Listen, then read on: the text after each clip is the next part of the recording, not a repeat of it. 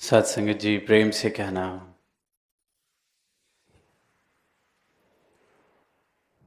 आज सत्संग के दौरान अनेक गीतों में प्रेम का जिक्र सुना, उल्फत का जिक्र सुना।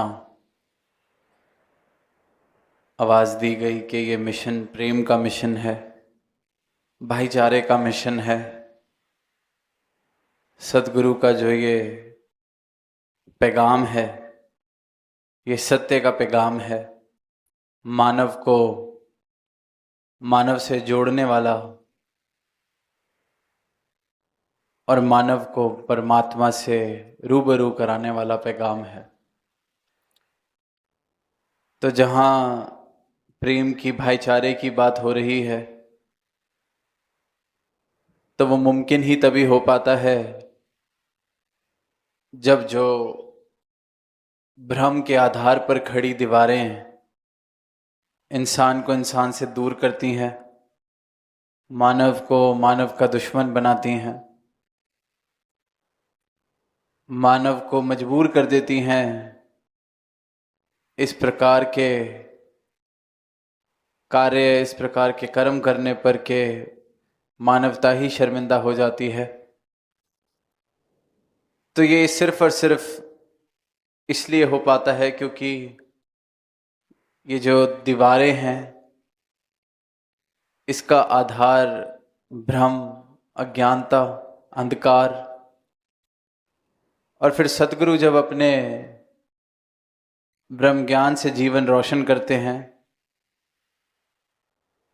तो जैसे ही रोशनी आई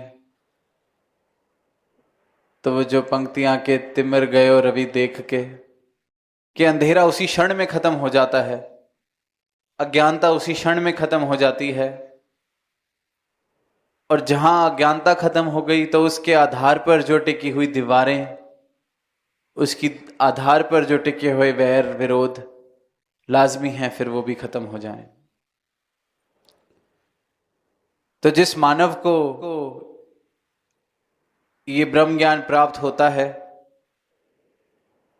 तो उसकी अवस्था कुछ इस प्रकार हो जाती है कि जैसे एक माला देखते हैं, उसमें चाहे मोती बंधे होते हैं, चाहे मनके बंधे होते हैं, पर सूत्र जो है वो धागा होता है, एक धागे से सब बंधे हैं। ऐसे ही जिस इंसान को सदगुरु अपने ज्ञान वाली नज़र बख्श देते हैं, फिर वो भी इस सूत्र को जिससे हम सब बंधे हैं, जो हम सब में समाया है, जो हम सब में बराबर समाया है, हर घट में समाया है और हर कण कण में समाया है, फिर उसको देख पाते हैं, उसको जान पाते हैं, उसको जान लेते हैं, अपनी पहचान कर लेते हैं। और जैसे ही ये पहचान होती है तो ये प्रेम जीवन में आना लाजमी हो जाता है। जैसे ही फूल खिलते हैं वैसे ही महक आनी लाजमी हो जाती है। महक को लाने के लिए कोई अलग से परिश्रम नहीं करने पड़ते, अलग से कोई मेहनत नहीं करनी पड़ती। जहाँ फूल खिल जाता है वहाँ महक आनी लाजमी है। इसी प्रकार जहाँ ये सत्य आ जाता है, जहाँ इस परमात्मा की लगता हो जाती है, भ्रम मिट जाते हैं, अंधकार मिट जाता है, वहाँ प्रेम आना लाजमी हो जाता है। फिर वो जो बात जैसे पढ़ते हैं कि जीसस क्राइस्ट ने कहा कि लव दाई नेबर, अपने पड़ोसी से प्रेम करो, तो आमतौर पर पड़ोसी की परिभाषा यही होती है कि जो मेरे पास या मेरे साथ या मेरे मोहल्ले में मेरे आसपास रहता है, उसे हम पड़ोसी कहते हैं। पर जो ब्रह्म ज्ञानी होता है उसको तो ये इस बात का बोध हो जाता है कि मेरा तो निवास ही इस परमात्मा में है, मेरा निवास स्थान ये परमात्मा है। और सिर्फ मेरा ही नहीं, हर एक मानव का, सारी सृष्टि का, सारी खलकत का निवास इस परमात्मा में ही हो रहा है। तो फिर मेरे पड़ोस की परिभाषा ही बदल जाती है, विस्तार हो जाता है।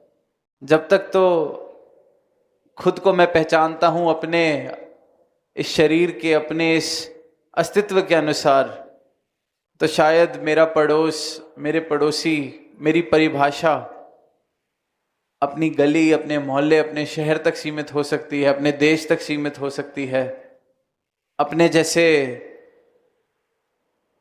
जो सोचने वाले हैं उन तक सीमित हो सकती है। किसी भी प्रकार की उसमें एक सीमित दायरे में मैं उस पड़ोस को बना सकता हूं। पर जब सदगुरु का ज्ञान मिलता है, इस बात का बोध होता है कि मेरा निवास तो इस परमात्मा में है, और सिर्फ मेरा ही नहीं, ये सारी की सारी खलकत, ये सारी की सारी सृष्टि इस परमात्मा में ही निवास कर रही है। तो जब हम निवास ही एक इस परमात्मा में कर रहे हैं, फिर तो पड़ोसी वाला दूरी भी खत्म हो गई। जब बोलते हैं कि पड़ोसी है, तब भी वो दूरी है कि कोई दूर का है, मेरे घर में नहीं रहता, जो साथ वाले घर में रहता है। जीसस ने कहा जो साथ वाले घर में रहता है उससे प्रेम करो, पड़ोस में रहता है उससे प्रेम करो। और आज तो इस वचन का भी विस्तार सदगुरु ने इस प्रकार कर दिया है कि जब मेरा निवास स्थान ये परमात्मा और हर मानव का निवास स्थान ये परमात्मा, फिर तो पड़ोसी भी नहीं रहा, फिर तो एक घर में रहने वाले हो गए। अगर मैं इस परमात्मा में रहता हूं, आप इस परमात्मा में रहते हैं, फिर तो पड़ोसी वाला रिश्ता भी दूर का लगता है, फिर तो हम एक घर में हैं। इसलिए फिर भाईचारा स्थापित करना आसान हो जाता है, क्योंकि आधार, मूल ये ज्ञान बन जाता है। सदगुरु का ब्रह्म ज्ञान इस भाईचारे का आधार बन जाता है, और तभी ये मुमकिन भी है। वरना तो दूरियां, वरना तो नाना तरीके की बातें हैं जो हमें किसी से दूर कर सकती हैं। हो सकता है मैं ये सोचूं कि जो मेरे जैसे खाते पीते हैं, मेरे जैसे सोचते हैं, सिर्फ उन तक ही मैं पहुंच सकता हूं, या वो ही मेरे लायक हैं। हो सकता है मैं कहूं कि कोई जो मेरे घर के आसपास रहते हैं या मेरे जितना कमाते हैं, मैं सिर्फ उन तक ही पहुंच सकता हूं, या सिर्फ वही मुझ तक पहुंच सकते हैं। कोई भी दीवार इंसान खड़ी कर लेता है। कितने पुरातन समय से हम ये जात पात नाम की दीवारों को देखते आ रहे हैं, सुनते आ रहे हैं। अगर इंसान उस जात पात से ऊपर उठता है तो नाना तरीके की नई कोई दीवारें, नई कोई खंडन कर लेता है। और जब तक इंसान की दृष्टि खंडन कर रही है, जब तक बंटवारे कर रही है सोच में, देखने में, तोलने में, जब तक खंडित, विभाजित तरीके से मानवता को मैं देख रहा हूं, तब तक ये जो नजर है मेरी, ये जो दृष्टि है मेरी, ये सत्य वाली नहीं हुई है। सत्य वाली जो नजर हो जाती है, ब्रह्मज्ञानी वाली जो नजर हो जाती है, वो खंडन नहीं कर सकती, विभाजित नहीं कर सकती, वो बंटवारे नहीं कर सकती, क्योंकि उसको एक एकत्व का बोध हो जाता है, एक ही दिखता है। इस एक को जान लेते हैं, मान लेते हैं, और फिर इस एक के साथ एक होने का प्रयास करते हैं भक्ति की राह पर चलते हुए। तो अगर तो नजर अभी भी ऐसी है जो फर्क देख रही है, कहने को मैं बहुत धार्मिक हो सकता हूं, कहने को मैं ना जाने नाना तरीके के प्रयास कर सकता हूं, परमात्मा का नाम ले सकता हूं, मंदिर मस्जिद तीर्थ स्नान कर सकता हूं, मालाएं फेर सकता हूं, त्याग कर सकता हूं, दान कर सकता हूं, पर अगर नजर अभी भी बंटवारे कर रही है, अभी भी किसी को ऊंचा किसी को नीचा मान रही है, अभी भी किसी को गैर बेगाना मान रही है, तो अभी नजर एकत्व वाली नहीं हुई है, अभी नजर धार्मिक नहीं हुई है। तो जिस जिस संत ने इस परमात्मा को प्राप्त किया, जो सही मायनों में धार्मिक हुए, उनकी नजर से फिर वो विभाजन खत्म हो जाता है, बंटवारा खत्म हो जाता है। फिर इस एक के दर्शन करते हैं।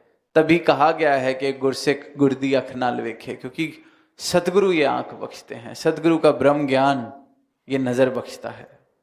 जैसी नजर अर्जुन को मिली, कृष्ण भगवान ने जब ज्ञान चक्षु दिए युद्ध के मैदान में, सोच के देखें जान पर बात बनी हुई है, ऐसा नजारा बना हुआ है, लाखों लाखों युद्ध में खड़े हैं। ऐसे क्षण में जहां इंसान सिर्फ और सिर्फ ये सोच रहा हो कि अगले क्षण में सांस मिलनी भी है बचनी भी है, नहीं पता, ऐसे तीव्र घड़ी में भी अर्जुन को ये नजर बख्श दी गई, ये दर्शन दे दिए गए, विराट स्वरूप दिखा दिया गया। ये बात ही उसके जो बोध में थी कि मेरे मारने से कोई मरता है तो मैं सामने खड़े हुए परिवार को कैसे मारूं, तो इस बात का बोध करा दिया गया कि अगर तू ये सोच रहा है कि तेरे मारने से कोई मरता है, तू मारेगा तो कोई मर जाएगा, तू अगर युद्ध नहीं करेगा तो बच जाएगा, तो ये तेरा भ्रम है, ये तेरी अज्ञानता है। तू करता नहीं है अर्जुन, करता कृष्ण भगवान ने अपनी तरफ इशारा करते हुए कहा करता मैं हूं, और फिर ये विराट स्वरूप दिखाया। तो जब ऐसी तीव्र घड़ी में ये नजर मिल सकती है तो हम तो फिर बहुत सुखों में जी रहे हैं। जिज्ञासा, जिज्ञासा की तीव्रता जरूरी है। जिज्ञासा है, भूख है, प्यास है, तो ये अमृत प्राप्त हो सकता है, ये नजर प्राप्त हो सकती है। और जब ये नजर प्राप्त हो जाती है तो इंसान का जो सबसे बड़ा भ्रम है, जो दर्शाता है कि इंसान अज्ञानता वाली अवस्था में है, जो भी कहा गया गफलत में सोने वाले, कि वो ये कि वो खुद का कर्ता मान के जी रहा है। वो सोचता है मैं करता हूं, मैं करता हूं तो होता है, मैं करूंगा तो होगा, खुद को कर्ता समझता है। और वहीं जो भक्त है, जिसने इस परमात्मा को प्राप्त कर लिया, वो समझ जाता है कि तू करता है जगत का, तू सबका आधार, कि ये परमात्मा करने वाला है। मैं अगर कुछ हूं तो मैं सिर्फ और सिर्फ इसका साधन, इंस्ट्रूमेंट। ये अवस्था बन जाती है भक्त की, धार्मिक व्यक्ति की। और अगर मैं खुद को कर्ता मान के जी रहा हूं तो चाहे मैं नाना तरीके के उपयोग कर लूं धार्मिक होने के, जीवन अभी भी अज्ञानता वाला है, क्योंकि खुद को परमात्मा से बड़ा मान रहा हूं, खुद को कर्ता मान रहा हूं। ये बहुत बड़ी भूल है इंसान की, मानव की। और इसी भूल से जब इस वाली अवस्था में आ जाते हैं कि इस परमात्मा को जानकर मान लेते हैं कि यही करता है, देख लेते हैं कि यही करता है, ये करता है तो होता है, राम किया सो हुआ, राम करे सो होए, ये अवस्था संत की, ये अवस्था भक्त की बन जाती है। उसे पता चल जाता है कि ये सांसें भी अगर चल रही हैं तो इस कर्ता ने मुझे ये सांसें बख्शी हैं तो चल रही हैं, और जब तक ये कर्ता ने सांसें बख्शी हुई हैं तब तक ये चलने वाली हैं। तो मरना है तो इस शरीर ने मरना है, पर ये जो आत्मा, जिसके कल्याण के लिए संतों ने आवाज दी, गुरुओं ने आवाज दी, युगों युगों से आवाज दी कि अपनी इस आत्मा का कल्याण कर लिया जाए, इस परमात्मा की प्राप्ति कर ली जाए, ताकि जब अंत श्वासें आएंगी तो इस परमात्मा में लीन होना है इस आत्मा ने, इसे ये बात पता हो। 84 लाख योनियों का जिक्र होता है कि कितने शरीर बदल बदल के ये अवसर मिला है कि भई परापत मानुक दे हुरिया, गोविंद मिलन की ये तेरी बरिया, कि ये गोविंद को मिलने की बारी है। ये मानव शरीर मिला है, मानव तन मिला है, 84 लाख योनियां, और उसके बाद ये तन। इसलिए इसकी महत्वता बताई गई है, इसलिए कहा गया है कि बहुत भागों से मिलता है, कि ये मिला है कि अपनी आत्मा का कल्याण कर सकें, देख सकें, जान सकें। ये जो भ्रम बन गया है कि ये शरीर है, शास्त्रों में ये बात बड़ी साधारण सी बार बार लिखी जाती है कि जैसे हम वस्त्र बदलते हैं, आज जो कपड़े पहने हैं कल दूसरे कपड़े पहनेंगे, कल कुछ और कपड़े पहनेंगे। वैसे ही आत्मा ने शरीर बदला है बार बार बार बार, और वो खुद को शरीर मान बैठी है। दास ने पहले भी ये उदाहरण दिया कि सोचें हम जो रोज वस्त्र बदलते हैं और जो सबसे प्रियतम वस्त्र हो हमारा, हम खुद को वो वस्त्र ही मानने लग जाएं। अगर कोई ऐसा खास वस्त्र है शायद जो मुझे सबसे प्रिय है, किसी खास दिन पे पहना था या किसी खास व्यक्ति ने मुझे दिया था, और मैं कहने लगूं कि मैं ये वस्त्र हूं, मैं ये साड़ी हूं, मैं ये लहंगा हूं, मैं ये सूट हूं, मैं ये कुर्ता हूं, तो कैसे हम कहेंगे कि इंसान लगता है थोड़ा सा पगला गया है, पागलों जैसी बातें कर रहा है। और यही इशारा किया गया है कि आत्मा की अवस्था ये हो गई है कि ये जो इतने भागों से मानव तन मिला है, सर्वोत्तम योनि में आते ही 84 लाख बार शरीर बदलते बदलते जब ये मानव तन मिला, तो इस तन के साथ इस प्रकार की आसक्ति, इस प्रकार का जुड़ाव हो गया है कि खुद को ही शरीर मानने लग जाती है ये आत्मा। जैसे मैं खुद को मानने लगे मैं कोट पैंट हूं। तो जब हम ये बात खुद के लिए कहते हैं कि मैं वस्त्र खुद को मानने लगूं, तो एकदम से लगता है ये कैसी नादानी वाली बात है, ये कैसी मूर्खता वाली बात है। पर ठीक यही बुलेखा, ठीक यही भ्रम इस आत्मा को हो जाता है। तभी फिर संतों ने आवाज दी है युगों युगों से कि अपनी आत्मा का कल्याण करना इस मानव तन में आके सिर्फ एक यही कार्य है जो कर लेना चाहिए। यही एक कार्य है जिसके लिए मानव तन मिला है। यही कार्य है जिसके लिए इस मानव तन को सर्वोत्तम कहा गया है कि अपनी आत्मा को हम जगा सकते हैं। इसे पता चल सकता है ये किसका अंश है, इसने कहाँ से आई है, कहाँ जाना है, क्या यात्रा है। और जैसे ही इस बात का बोध हो जाता है, ये ब्रह्म ज्ञान मिल जाता है, तो ये जो जीवन हम जी रहे हैं इसको जीने की भी कला आ जाती है। इसमें भी एक आनंद की अवस्था में इंसान इस जीवन को गुजारता है, खुद भी खुश सुखी आनंदमय जीवन जीता है और सबके लिए फिर एक वरदान का रूप बनता है। तो फिर उसके भाव वो हो जाते हैं कि नर सेवा नारायण पूजा, क्योंकि सब में ही इस परमात्मा के दर्शन करता है। और फिर सबके लिए सेवा भाव, सबके लिए प्रेम, सबके लिए शुभकामनाएं, सबकी खुशी में खुद को खुश देखता है। तो ऐसा इंसान वाकई ही फिर वरदान का रूप बन जाता है। और ये मुमकिन तभी है जब अपनी पहचान हो जाए, जब ये सत्य का बोध हो जाए। वरना तो नाना तरीके के इतने भ्रम है, इतना गहन अंधकार है कि इंसान अपने आसपास इस भ्रमों के जाल को बना के उसी में फंसा रह जाता है।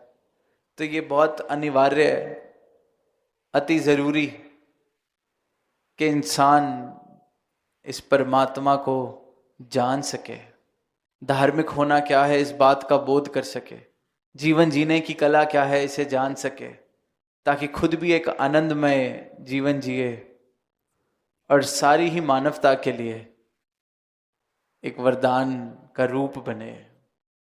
प्रेम की सिर्फ बात ना हो, प्रेम सिर्फ एक शब्द ना हो, प्रेम मेरा जीवन हो जाए।